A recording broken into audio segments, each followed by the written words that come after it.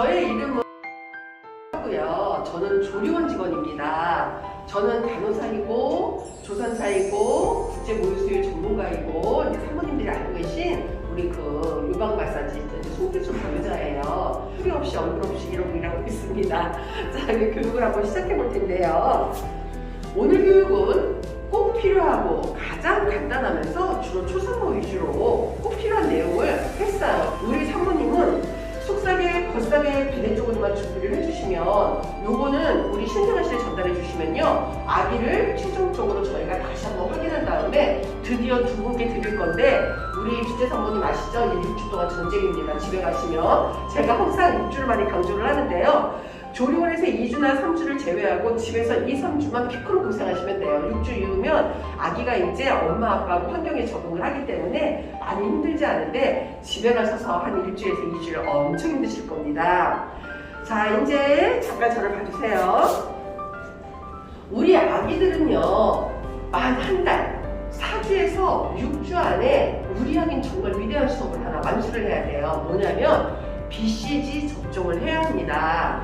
BCG는 두 가지가 있어요. 첫 번째, 어깨에 맞는 피내 접종이 있고요. 두 번째, 팔뚝에 맞는 경피 접종이 있습니다. 피내 접종은 무료예요. 이건 국가사업이라서 무료인데 저희 소아과에서 안 해요. 경피 접종은 하나 갖고 우리 아이 하나만 맞힌다 뭐 이렇게 표현되어 있는 거 여기다 도장으로 꽝꽝 찍는 건데 이건 유료예요. 내가 돈을 내는 건데 우리 소아과에서는 이 유료만 합니다.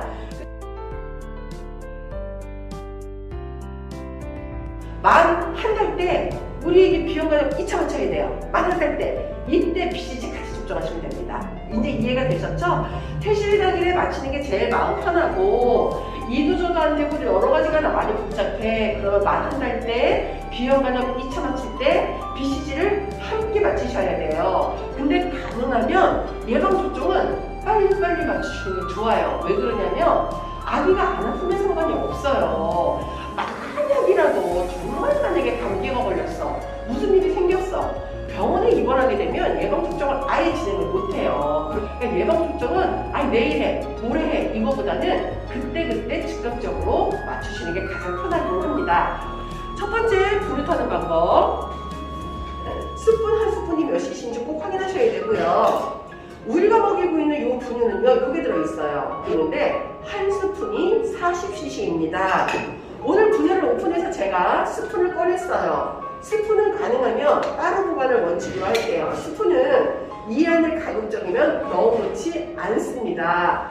이 분유 스푼은 일반적으로 젖병처럼 세척을 한 다음에 안 끓이셔도 돼요. 그냥 실온에서 말려 쓰시거나 집에 젖병 소독기에서 말려서 사용하시면 됩니다. 그렇기 때문에 우리 분유 스푼은 가능하면 따로 보관을 원칙으로 한다. 그럼 분유를 하려면 어때요? 물을 끓여야 되겠죠. 분유물은 지하수, 계곡물, 약수 이런 거는 아예 안 돼요. 생수, 정수기물, 수돗물을 이용할 건데요. 요즘은 대개 다 정수기가 있기 때문에 가능하면 정수기물을 받아서 100도씨에서 2분이나 3분 정도 팔팔 끓인 다음에 40도나 50도로 식힌 걸로 분유를 타도록 할게요. 그래서 지금은 내가 잘 관리한다는 전제 조건 하에 40도나 50도 정도에 타서 딱 식혀서 우리 아기를 수유하시면 되는 겁니다. 근데 이건 전제 조건이 뭐예요? 분유 관리를 잘해야 한다. 그러니까 저는 지금부터 80cc를 타보겠습니다. 우선 아까 말씀드린 대로 잘 끓여서 식힌 물 40 정도를 먼저 넣을게요. 내가 타고자 하는 양의 반 정도를 넣고요. 이 스푼이 이 안에 들어있어요. 한 스푼을 툭 퍼서 일자로 깎을게요. 한 스푼, 두 스푼을 툭 퍼서 일자로 깎을게요. 두 스푼. 그리고 나서 조심스럽게 살살살살 흔들어서 어느 정도 용해를 시킨 다음에요. 물을 80까지 넣는 게 지금 조유 농도예요. 이렇게 맞추셔서 조유 농도 맞추시면 되고요.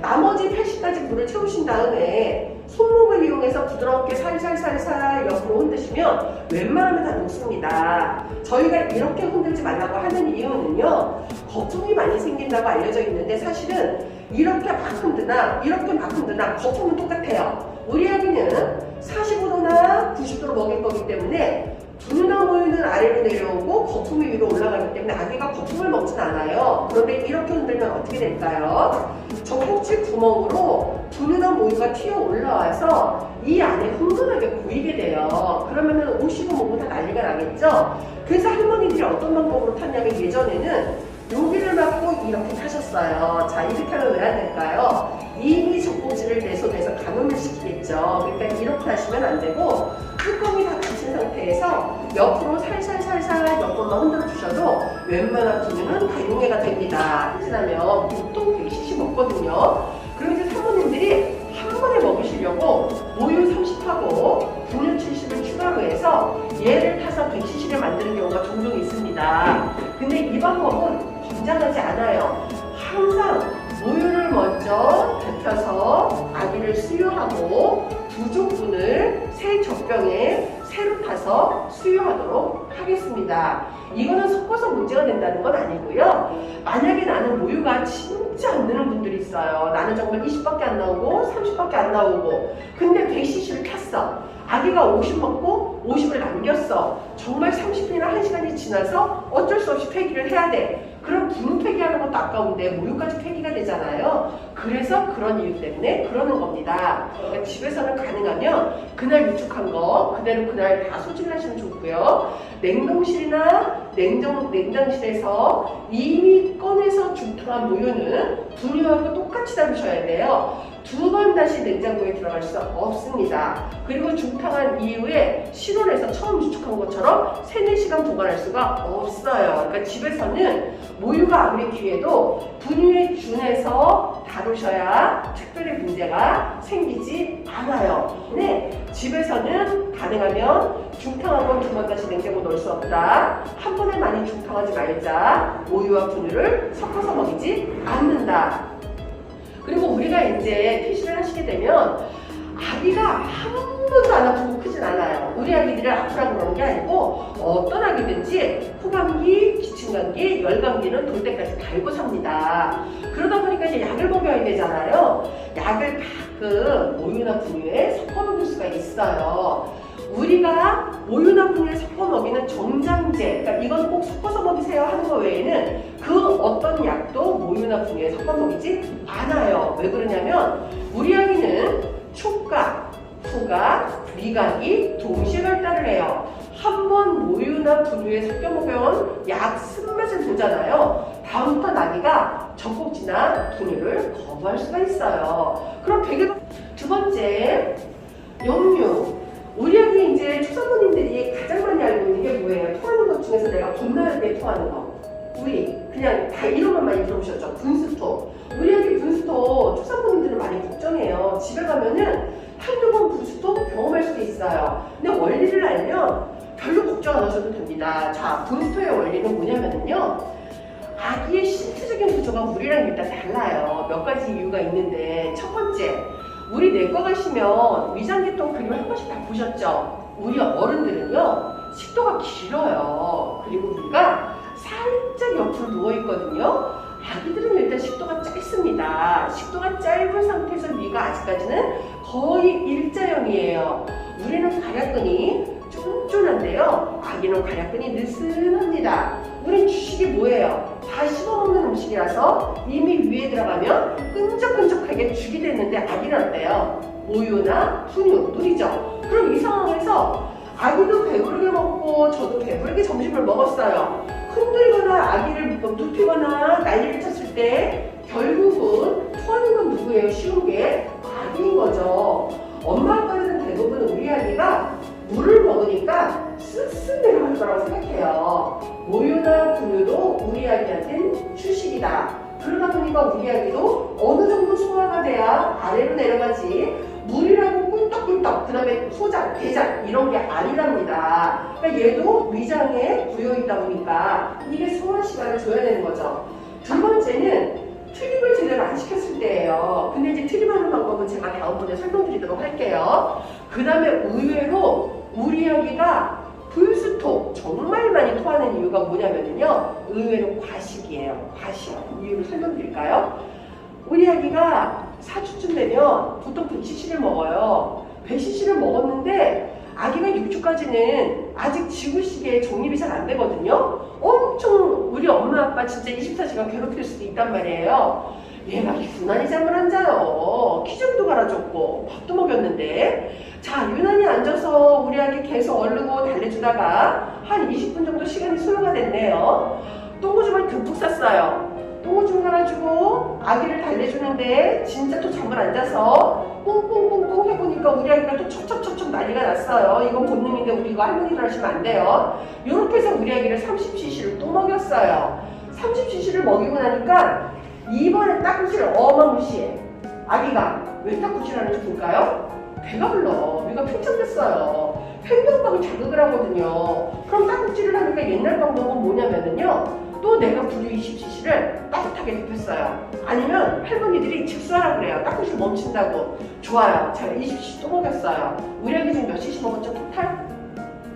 100cc 먹는 애가 30cc 먹이고 20cc 먹이고 결국은 150을 먹었어요. 어떻게 되는지 볼까요? 위가 이따가고 팽창됐어요.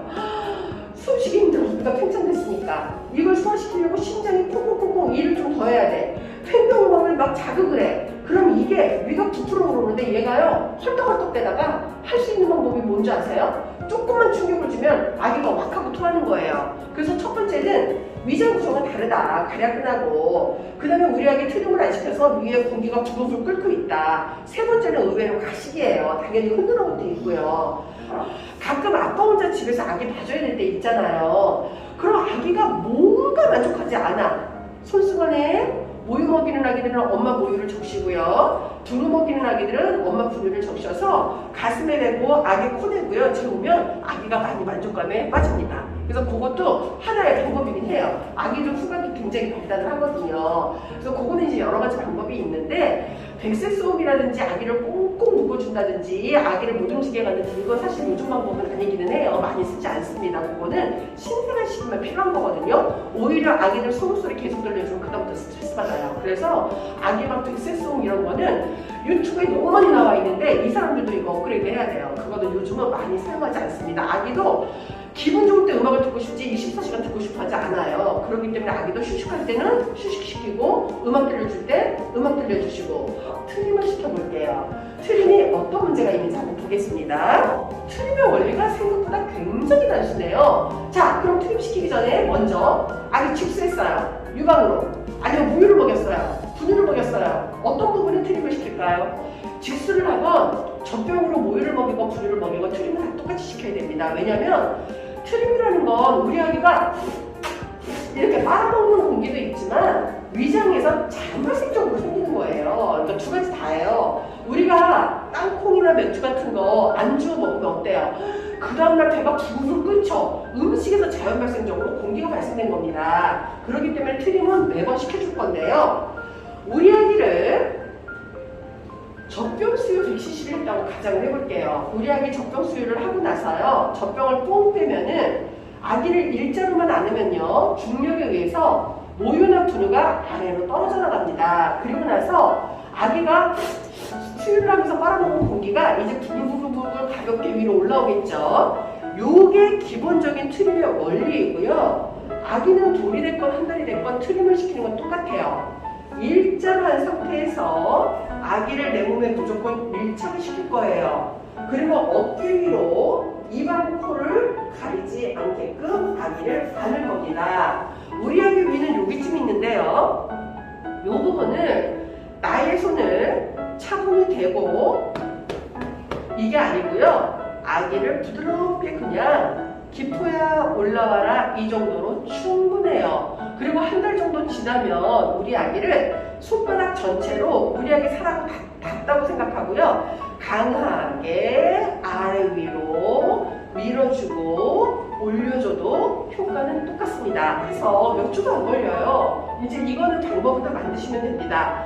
따뜻한 손을 아기 어깨 위에 잠시 올려놓고 숨을 고를 동안 몇 초만 기다려줄게요. 이때 말은 만드시면 돼요. 길동아 사랑해야 라든지 아니면 길동아 엄마가 지금부터 우리 애기 트림 시켜줄게요 라든지 길어야 5초밖에 안 걸리거든요. 이렇게 항상 말씀을 하시면 우리 아기가 훈련을 받아요. 아, 우리 엄마가 수육 끝나고 나를 알았다. 등에다 손을 댔네. 트림을 준비해야 되겠다. 이렇게 해서 우리 아기가 좀 훈련이 됩니다. 이렇게 우리 아기가 숨을 고르고 난 다음에 이 부분을 부드럽게 쳐주시면 돼요. 근데 우리 아기가요, 신생아라도 트림을 끙 하고 하는 아기가 있는 반면에 피식해서 우리가 못 듣는 경우가 있어요. 30분이고 40분이고 트림을 시켜주시는 게 아니고 맥스 5분이 지나면 이제 의미가 없어요. 그러면 우리 아기를 시간이 좀 있으시면 엄마나 아빠가 아기를 사선으로 안으시고 소파에서 조금 데리고 있으셔도 괜찮고요. 내가 오늘 혼자라서 나는 시간이 없고 몸이 너무 피곤해. 그러면 아기를 눕힐 건데요. 이거는 영유아 때만 통하는 겁니다. 어른하고 상관이 없어요. 아기를 오른쪽 팔이 아래로 가게 해서 살짝 등베개를 해주시면은요, 그 다음에 앉거나 그 다음 기저귀 가를 때 대부분 못했던 트림을 하게 되어 있습니다. 그래서 요거 트림 시키는 것도 6주만 고생하시면 돼요. 6주만 좀 힘들지 6주 지나면요, 나하고 아기하고 트림 시간이 딱 사이클에 맞아요. 그리고 좀 편해지시고요. 100일 정도 되면 아기 안고 두드리지 않고 조금만 1분만 걸으셔도 트림하는 아기들이 있고요. 6개월 정도 되면은 셀프 수유 끝나고 혼자서 셀프 수유해요. 이제 탁 잡고 셀프 수유하고 배부르면 얘 집어 던지고 혼자서 트림하고 놀고 있습니다. 그러니까 우리는 6주만 고생하시면 됩니다. 이렇게 해서 우리 아기 트림 잘 시켜줄게요. 영아산통을 한번 알아볼까요? 영아산통은 왜 생기는 걸로 알고 계시죠? 영아산통. 여기에 없어요. 영아산통은 대부분이 트림을 못 시키거나 분유 먹는 아기들이 생겨요 라고 말씀을 하시는데 지금은 조금 변했어요. 예전에는 사실 모유 수유를 하나도 안 하고 분유 수유하는 애들한테 영아산통이 많았던 건 맞아요. 왜 그랬냐면 트림의 문제가 아니었어요. 예전에도 30년 전에도 트림을 열심히 시켜줬어요. 트림보다는 뭐가 문제냐면 분유 성분 자체의 문제였어요. 지금은 어때요? 분유 너무 좋아졌어요. 자, 우리가 예를 들면 파스텔 분유에 백일 분유 이런 거 지방을 엄청 잘게 쪼개놨죠. 그리고 아기에게 필요한 모유 유래 성분에 유산균도 첨가했어요. 그리고 단백질 소리 많이 들어보셨죠? 신생아는 단백질을 소화를 못 시켜요. 근데 우리 어때요? 단백질을 그대로 다 집어넣었단 말이에요. 무조건 좋은 단백질인 줄 알고 보니까 좋은 단백질, 나쁜 단백질이 있었어요. 그래서 소화가 안 되는 나쁜 단백질을 다 빼버렸어요. 이렇게 해서 장이 편안해진 거예요. 그래서 영아산통이 예전보다 많이 없어졌고요. 영아산통의 특징은 뭐냐면 일정 시간, 초저녁, 새벽, 아주 밤늦은 시간, 이렇게 일정 시간에 아기가 정말 온몸을 강하게 강직하고 옆집이 다 들을 정도로 굉장히 심하게 오는데 이래도 저래도 절대 달래지지 않아요. 그러니까는 이게 한두 번 지속됐다. 거의 매일 지속되거든요. 한 이틀 정도 지속됐다. 혼자서 고생하지 마세요. 이건 수학과를 한번 찾아가 보시면 됩니다. 우연히 한두 번 그랬을 수 있지만 대부분 비슷한 시간에 반복적으로 하는 건 영아산통인데요. 수학과 원장님이 진단해 주시고 알아서 해주실 겁니다. 그래서 영아산통은 한 번 걸리잖아요. 해결 방법이 없어요. 정말 사모님 힘으로 이걸 해결할 수가 없어요. 하지만 이거는 이제 소아과 다니시거나 많이 기다리거나, 그리고 요즘은 영아산통이 주는 이유 중에 하나가 대부분 조경을 해서 생활하시기 때문에 그래도 초유는 먹이고 다녀하시기 때문에 조금 덜해지기는 했어요. 모유 먹는 아기는 영아산통이 덜이긴 해요. 왜냐면 트림만 잘 시켜준다면. 그러니까 영아산통은 트림의 미수, 두 번째는 아기가 유난히 성격적으로 공기를 많이 빨아먹는 아기들, 이거는 엄마가 수유를 잘 못해서 그렇거든요. 이것도 배우실 수밖에 없는 거예요, 이제는. 그 다음에 세 번째는 아기 자체 기질적인 문제예요. 그러니까 이거는 해결이 되고 오래 가지는 않습니다. 너무 걱정 안 하셔도 돼요. 우리 어른들은 열이 7도만 넘어도 벌써 머리가 지끈거리고 몸이 아파요. 근데 우리 아기들은요, 조금만 추워도 갑자기 저체온증이 확 빠지고요, 조금만 더워도 우리 아기는 막 8도까지 올라가요. 사모님들 가끔씩 이제 집에 가셔서 예방접종 하려고요, 아기 겉사귀를 똘똘 싸매갖고 만약에 우리 아기 저기 하시잖아요. 이제 아기 이렇게 수학과 가시면 열이 8도까지 올라서 우리 아기를 예방접종 못하는 일도 간혹 생겨요. 그만큼 우리 아기는 외부 환경에 민감하다. 걱정하지 마세요. 우선 방을 환기시켜 본다. 온도를 좀 떨어뜨려 볼게요. 아기 땀이 났으면 따뜻한 건성 수건으로 따뜻하게 땀을 좀 닦고 옷을 갈아입혀서 좀 시원하게 놔둬볼게요. 이래서 뚝뚝뚝 떨어지면 환경적인 열이에요. 근데 이렇게 시원하게 하고 열을 다 떨어뜨렸는데 아기가 7도 이하로 떨어지더니 30분 뒤에 도로 7도가 돼 있네. 또 떨어뜨렸는데 좀 이따 보니까 도로 우리아기가 7도 6도가 돼 있네. 이때는 병원을 가야 합니다. 무조건 대학병원을 가는 건 아니고요. 첫 번째, 천안 시내에 야간 진료하는 소아과 많죠. 우선은 아기가 야간 진료 안쪽에서 아프면 무조건 소아과를 먼저 방문하실 거예요. 왜냐면 내가 아픈지 안 아픈지 판단이 안 되잖아요. 그럼 이제 1차 소아과에서 원장님이 판단해 주실 거예요. 아기 약을 줄지, 뭐 열을 떨어뜨려 줄지, 아니면 판단을 해서 대학병원을 보낼지 이제 사부님하고 계속 대화를 하겠죠. 이때 소아과 뜻을 따르시면 되고요. 밤 12시야. 야간 진료가 다 문 닫았어. 그럼 우리 아기가 이제 가야 되는 건 애매해요. 7도 4분, 7도 5분, 7도 6분. 아침까지 기다려야 할지 아니면 대학병원을 가야 될지 안타깝죠. 신생아는 대학병원을 간다. 내 마음대로 아침까지 있지 않아요. 왜냐면 혹시라도 요로감염이야. 갑자기 열이 8도까지 빵 뜹니다. 엄마가 애를 어떻게 할 수가 없어요. 그러니까 우리는 어떤 상황일지 모르니까 이때는 대학병원 소아응급실을 가도록 할게요. 무조건 첫 번째는 소아과. 소아과가 다 문이 닫았어. 두 번째, 이건 대학병원 응급실을 가겠습니다. 대학병원 응급실을 가면 문제가 뭐냐, 매뉴얼이 있어요. 아기를 조금 관찰해보고 거기에서 열이 금방 안 떨어지면 무조건 입원을 시켜요. 대학병원은 소아과가 좀 달라요. 여기가 아프면 우리가 이걸 처치나 치료를 해주는 방법을 선택해야 되는 거지, 우리 마음대로 에이 괜히 갔어, 열 7도면 병원 가서 애기만 고생시켰어, 이것도 아니고요. 애기 7도 8도인데도 가서 뚝 떨어진 애들도 있어요. 그러니까 아프건 안 아프건 이건 엄마 아빠 잘못이 아니다. 우리는 의사가 선택하는 대로 해서 나오시면 되는 겁니다. 그러니까는 우리 아기가 평상시보다 어떻게 변했는지, 이렇게 변했는지, 열은 별로 안 나는데 끙끙 앓거나 아기가 건드리는 거 짜증내고 우는 아기는 병원 가야 되는 거고요. 조금 열은 7도 5도가 지속되지만 잘 먹고 잘 자고 멀쩡해. 이거는 환경적인 거나 체온적으로 오는 경우가 가끔 있어요. 그래서 키워보시면 좀 알 건데요. 어찌됐건 데드라인은 7도 5도, 7도 6도를 데드라인으로 놓고 이거 하에서 한번 판단을 해서 진료를 보시면 됩니다. 영아 돌연사 증후군은요, 예전에 제가 아이를 키울 때 많았어요. 그때는 지금처럼 병원이나 의사가 애초에 완치를 안 한답니다. 옛날에는요, 이거 전문의도 많지 않았고 특히 진단 장비가 없어서 임실한 상황에서 아기가 어떤지 모르고 나는 경우가 많아요. 그러니까 환경적인 것보다는 선천성 질환이 좀 많았는데 요즘은 어때요? 이런 거는 많이 줄었어요. 근데 이제 한 5개월 전에 뉴스에 잠깐 나왔는데요. 아기를 엎어놨죠. 잠이 들어서 쿠션이에. 이거는 이제 짐작이 되시겠죠? 절대 안 돼요. 아기는 본인 스스로 머리를 가누어서 본인이 어쩌다 낮잠을 자는데 엎어 자는 거 외에는, 이것도 발견하면 이제 나중에는 똑바로 해놔주셔야 돼요. 아기를 엎어 키우지 않는다. 그리고 외부 양육 방법을 흉내내지 않는다. 이제 지난번에 저희 고객께서 질문을 하셨는데, 아기를 처음부터 딴방에서 재울 거래요. 신생아, 퇴실하면 3주잖아요. 그래서 물어봤어요. 아기를 딴방에서 재우신다고요? 왜요? 이유를 물어봤더니 불독을 키우시는 거예요.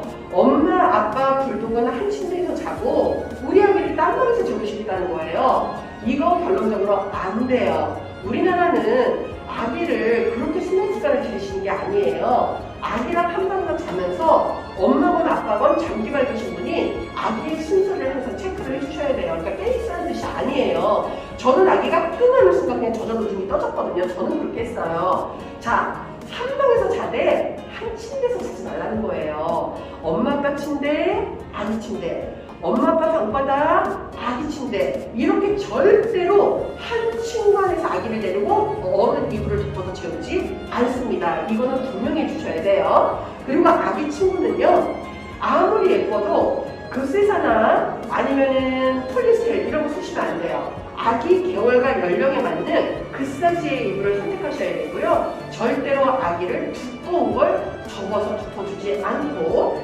침대 위에는 가능하면 먹던 젖병, 뭐 양말, 물티슈, 기저귀, 갈아입히로 이런 거 침대에 잔뜩 거질러 놓지 않는다. 그리고 사주를 기준으로요. 보통 4주나 6주 뒤에는 우리 아기 배내 쪽을 핀단 말이에요. 겉사계랑 속사계랑. 근데 이제 할머니들이 어떻게 해주시냐면 아기를 내복을 입고 키우다 보니까 제가 조금 아까 말씀드렸죠. 실내 온도를 적당히 맞춰야지 이불이 두꺼워지면 안 돼요. 대부분 할머니들은 어떻게 이불 덮어주나 보여드릴게요. 아기를 어깨가 춥다고 팔을 나란히 해요. 그리고 우리 할머니가 아기를 어깨까지 푹 감싸서 우리 아기를 꾹 감싸줍니다. 이렇게. 여기에서 문제가 뭔가 한번 볼까요? 아기들은 대근육에서 수근육으로 발달을 해요. 이제 집에 가면 팔도 펑펑 흔들고 다리도 아래로 힘차게 흔들 거예요. 우리 아기를 이렇게 덮어서 재웠는데 발을 펑펑 해서 이불이 아래로 떨어지면 상관이 없어요. 손을 펑펑 하다가 얘는 소근육이 아직 발달 안 됐거든요. 아기가 손끝에 걸려서 이불이 머리 위를 덮는 경우가 있어요. 이걸로 질식을 하진 않아요. 이걸로 질식하진 않습니다. 문제는 뭐예요? 어른이 발견할 때까지 공투감이 생기겠죠. 그렇기 때문에 집에 가시면 팔을 꺼내놓은 상태에서 우리 아기 가슴 이상 이불을 덮어주지 않습니다. 이제 이해가 되셨나요? 이렇게 하면 우리 아기는 소근육이 발달이 안 됐기 때문에 소근육은 보통 6개월 이상 이제 지나야 돼요. 그럼 이불을 끄잡아 올리려면 6개월 이상인데 이때부터도 별로 걱정할 것도 없죠. 아기가 엎어자고 뒤집어자고 마음대로 하니까 뺑뺑 돌고 아기는 소근육이 발달하기 전까지는요 이불을 본인 스스로가 끄집어갈 일은 없습니다. 그러니까 팔을 꺼내놓은 상태에서 가슴 이상을 덮어주지 않는다. 그리고 신장은 우리 어른보다 훨씬 더 얘네들은 일을 하기 때문에 신장에 부담을 주면 안 돼요. 그리고 100일 정도 지나면 이제 우리 아빠들 낮잠 자고 그럴 때 사모님들이 아기 수유시킨 다음에요. 아빠 보고 애기 데리고 자라고 팔뚝에 아기를 올라오는 경우가 종종 있어요. 절대 안 돼요. 왜 그러냐면 지금 계속 강조하죠. 한 침대에서 자면 안 된다니까 아기랑 어떤 문제가 생기냐면 정말 아기를 여기다 올려놓는데 내가 생각 없이 아기를 안 든단 말이에요. 이 팔이 아기 심장에 턱 걸쳐졌어요. 이게 우리가 생각하는 것 이상으로 훨씬 무겁다니까요. 그리고 아기 수면 습관도 아기는 네 침대는 여기야. 넌 잠을 여기에서 자야 돼. 이러면 사모님들이 나중에 더 편하세요. 수면 습관도 이게 훨씬 더 빨리 이루어질 수 있거든요. 그러니까 이 정도면은 뭐 요즘은 그렇게 영화 돌연사 증후군 이런 거는 선천성 기억이 있지 않으나 거의 없기는 해요. 근데 그거는 이미 진단을 다 받고 나왔기 때문에 우리 산모님들이 걱정하실 부분은 아니십니다. 배꼽 소독은 이제 더 이상 알코올 스펀지를 권장하진 않아요. 이제는 알코올 스펀지 많이 쓴다고 좋지는 않습니다. 배꼽 같은 경우에 두 가지 떨어져요. 첫 번째, 아주 배꼽이 정말 잘 말라서 똘똘똘똘 뚝 떨어지는 아기가 있어요. 그리고 우리 아이가 살이 좀 올라서 배꼽이 아예 이렇게 살로 덮여있는 아기들이 있습니다. 이런 경우에는요, 목욕이 끝나고 나면 엄지와 검지로 배꼽을 살짝 들어 올려서 물기만 한번 꾹 닦아주시는 걸로 충분해요. 근데 배꼽이 좀 늦게 떨어져서요. 이렇게 동그래갖고 여기 찌꺼기가 조금 찌질찌질 남아있는 아기들이 있어요. 이럴 경우에도 역시 목욕 끝나고 거즈 손수건으로 물기만 꾹 닦아주는 걸로 충분한데 우리 아기는 집에를 갔더니 배내 쪼고리에 조금 뭔가 묻어. 이럴 때는 알코올 스펀지 소독 2~3을 더해주셔도 상관은 없으세요. 알코올 스펀지는 약국에서 파는데 약국에서 파는 건 문제가 뭐다? 너무 알코올 국물이 많아요. 역시 목욕 끝나고 거즈 손수건으로 물기를 살짝 닦아준 다음에 알코올 스펀지 하나를 집어서 국물을 반 정도 꼭 짠 다음에 동글동글 2번 정도만 닦아주시면 충분합니다. 근데 우리 아기는 나는 비교 대상은 없는데 이 국물 끈적끈적한 게 배내 쪼그리에 너무 많이 묻어. 이럴 경우에 그냥 수학과 한번 가시면 돼요. 수학과 가시면 배꼽을 빨리 마르게 하는 약품이 준비되어 있거든요. 원장님마다 좀 다르긴 한데 알아서 해주실 겁니다. 그러니까 배꼽은요, 산모님들이 제일 걱정하는 건 유가종이라는 건데 사실 유가종은 배꼽이 떨어지기 전에 생기기 때문에 대부분은 조류 퇴실 전에 생겨요. 이해되셨죠? 집에 가서 생뚱맞게 육아종이 생기지는 거의 않아요. 하지만 진물이 계속 좀 많이 나거나 우리 아기 옷에 묻는 양이 많다. 이거는 그냥 미루지 마시고 소아과 한번 방문하시면 되겠습니다. 우리가 집에 가시면 관리사, 친정어머니, 시어머니에게 꼭 이제 말씀드려야 되는 게 뭐냐면요. 제일 문제를 일으키는 게 뭐냐면 아기 전문물이에요. 꼭 물어보신다고요. 조리원에서 전문물이 안 짜줄 거야. 짜줘야 돼. 이런 분들이 있으세요. 이제 지금 우리 사모님들이 어머니들은 나이가 젊어서 많이 대화가 되시긴 했어요. 저희 친정어머니도 저 오남매 다 전문물을 짜주셨거든요. 애기들도 다 짜주셨고 결론은 절대로 안 돼요. 우리 아기는 머리부터 발끝까지 그 어떤 것도 손대지 않습니다. 결론은 뭐예요? 아무것도 손대시면 안 돼. 전문물이 뭐 안 짜주면 뭐 우리 아기가 유방이 빨리 커진대, 뭐 남자애들 이렇게 여자처럼 유방이 생긴대. 100% 거짓말이에요. 그리고 집에 가시면 체질에 따라 다른데 아기 겨드랑이 아래에 서해부에 농포가 생기는 아기들이 많아요. 이건 이제 체질마다 달라요. 농포는 소아과 가셔야 아무 해결이 안 됩니다. 소아과에서도 건들지 않아요. 목욕하다가 저절로 터지거나 아니면 아기가 이제 움직임이 심해지면서 저절로 터지거든요. 이거는 연고를 발라주거나 약을 먹이는 건 아니고 저절로 없어지는 거고요. 혹시라도 농포 중에 하나 어른애들은처럼 좀 붉게 이게 붉어졌다, 빨갛게 발적이 됐다. 요거는 소아과 가시면 해결을 해주실 겁니다. 그래서 우리 아기 이제 집에 가셔서 생뚱맞게 태열이 오르거나 아니면 홍반이, 대부분의 홍반이 우리 조리원 안에서 생기는데 집에서 홍반이 올라오는 경우가 있어요. 이게 뭐 너무 덥게 해서 그렇다, 뭐 또 예전에는 이게 홍반이 뭔지를 몰라서 막 수포가 생기면 애기 병 걸린 줄 알고 굉장히 놀라시는데요. 홍반이 우리 아기 어때요? 반 정도, 30% 이상에서 생긴다고 알려져 있거든요. 혹시 가셔서 홍반이 너무 많이 덮이거나 이러면 소아과에서도 특별히 해주시는 건 없기는 해요. 근데 뭔지 모르고 궁금하면 소아과 진료 보시면 됩니다. 결론은 머리부터 발끝까지 아무것도 손대지 않는다. 자, 긴 시간 고생하셨고요. 혹시 궁금한 거 있으실까요? 궁금한 점, 사소한 거지만 만약에 궁금한 거 생기시면요 언제든지 우리 신생아실 안에 문의하시면 됩니다. 그러면은 나머지 부분을 또 안내 말씀드릴 거예요. 사모님이 원하는 좋은 음식 드시고 건강하시면 됩니다. 고생 많이 하셨어요. 네.